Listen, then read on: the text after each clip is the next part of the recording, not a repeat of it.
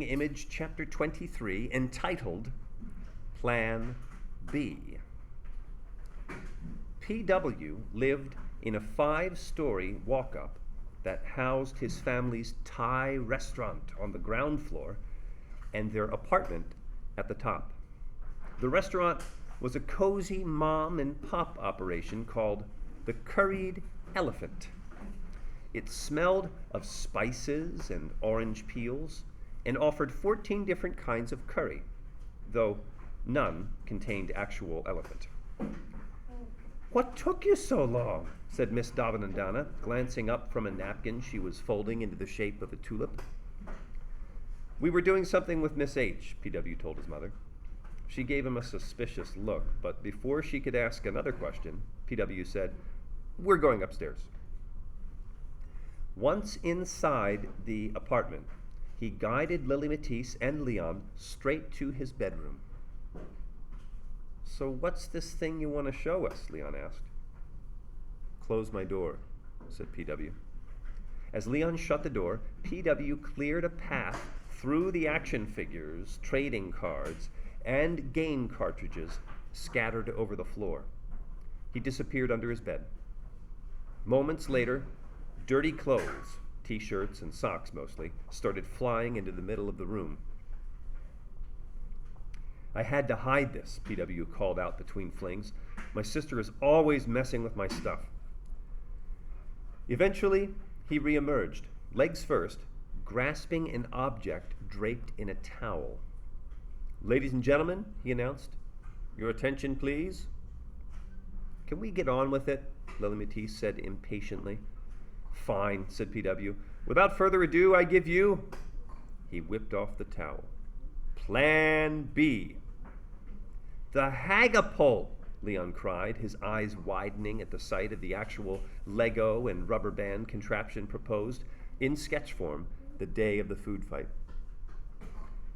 "Care to do the honors?" P.W. asked. "That's a Roger," Leon said eagerly. He clamped the ankles and wrists of the masterpiece into the adjustable cuffs of the machine's launching arm. "Fits perfectly," he said. "Let's test her out." "As soon as I recalibrate the counterweight," said P.W. "Is all this really necessary?" said Lily Matisse. "I still don't understand why you need a gizmo to get the hag to fling stuff." "I told you before," said P.W. "This is way cooler. Plus, it gives Leon pinpoint accuracy." He began filling a small crate at the front of the device with pennies. "Why the coins?" Leon asked. "It prevents tipping when we're in launch mode," P.W. explained. "You guys are totally nuts," Lily Matisse exclaimed, returning to the bed. "What are you two planning to do when the hag catapults Leon's doll into the finish bin?" "What are you talking about?" said Leon. "I'm talking about final inspection," Lily Matisse said. "You do remember that it's Monday, right? How are you going to use that gizmo if the most important part, the doll, gets tossed into a garbage bag and taken to that warehouse where we should have turned left?" "Can you give it a rest?" P.W. said angrily. He cocked the launching arm so that the doll bowed backwards, head over heels. "Leon has all the ammunition he needs to take care of the hag. Speaking of which," P.W. got up off the floor. "Where are you going?" Leon asked. "To get the ammo," he said. "I left it in the kitchen." The moment P.W. left the bedroom, Lily Matisse turned to Leon. "You sure this is a good idea?" "Why are you so worried?" "I just told you, final inspection is coming up. Plus, there's Birdwhistle we've got to think about. What if she sees that thingy?" "It's not a thingy, it's a trebuchet," said P.W., returning from the kitchen in time to catch the tail end of the warning. "And when did you get a brain swap with Antoinette?" Lily Matisse persisted. "All I'm saying is strapping Miss Hagmeyer into a harness is risky." "No, it's not," said P.W. "Not if it's properly loaded. But I'll show you." He dumped a collection of small objects on the bedroom carpet. "We've got Legos in 2, 4, and 6-notch varieties. We've got one of my dad's famous spring rolls and a fried dumpling. I stuck with the fried because they don't fall apart like the steamed ones. Lily Matisse picked up a small plastic doll's head by its long, golden blonde hair. What are you planning to do with this? She asked.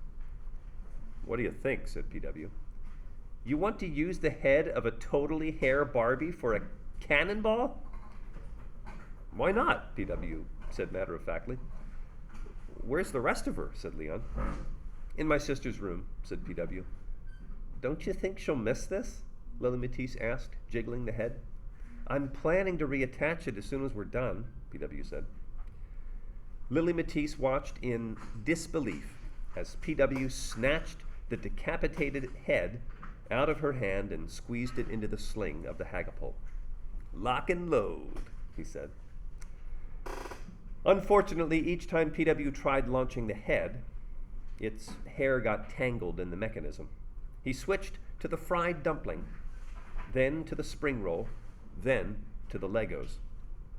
None of those projectiles worked well either. After a dozen misfires, PW started scrounging about for substitute ammo. He tried slinging a plastic cow. They used cows in the Middle Ages. A paperclip, a gumball. The results were uniformly dismal. Lily Matisse eventually grew tired of watching his failures from the sidelines. Here, she said in a ho-hum way, try this. She held out something small and shiny. PW went over to the bed and bobbed the proposed missile in his hand. The weight and size felt promising. You know, he said, this might actually work. Thanks. Despite herself, Lily Matisse smiled. What is it? Leon asked from across the room. A glass eyeball, said PW. I was going to use it on my masterpiece, said Lily Matisse, but it didn't look right. I should have returned it, but I kind of forgot. Accidentally on purpose.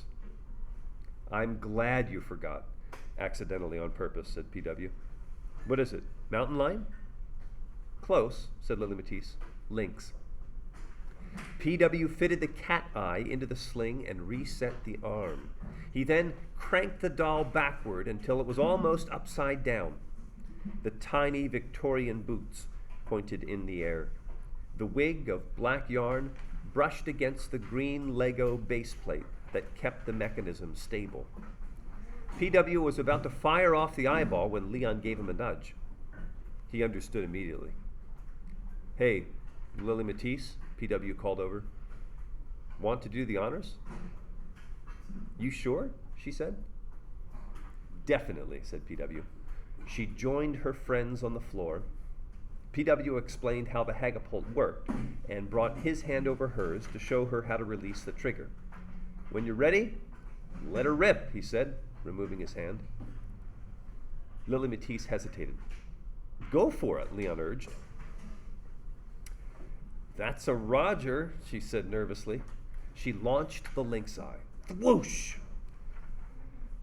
The sling hurled the glass eyeball with such force that it landed in the fish tank on the far side of the room. Plink!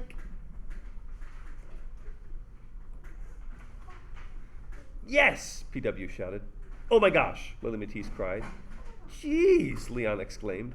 A buzzer sounded. PW groaned. Must be my mom. He went over to an intercom and pressed the button that said talk. Yeah? Popcorn Walnut, do you copy? Over. What is it, Mom? PW said. We're kind of busy. Leon's mother is on the phone. She wants him back home. Do you copy? Over.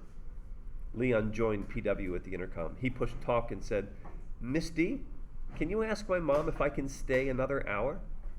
There was a long pause. That's a negative. She wants me to put you in a cab right now. Do you copy? Over. Leon again pushed talk. Miss D, can you ask her what's so urgent? After another long pause, Miss Dobbin and Donna said, something about an envelope from school. Do you copy? Over. Leon's legs turned wobbly. His head began to throb. An envelope? From school? The news hit him with the force of a lumpkin sidewinder. I bet you it's about the pop-ups, said Lily Matisse. Birdwhistle must have spotted us from her window. Don't jump to conclusions, said P.W. with a smirk. Don't try to be funny, said Leon. Not now. Hey, relax, said P.W. I'm just saying that if Birdwhistle did see us doing something, why didn't she haul us into the bird cage along with the hag? Because that's not how the school does things, said Leon. Trust me, I know. They keep all the really bad stuff for the envelopes. He uncuffed his masterpiece from the hagapult and returned it to the pouch. Then he dragged himself down to the curried elephant. Passing through a field of tulips folded from napkins, Leon said goodbye to Miss Davanandana and hailed a taxi back to the hotel.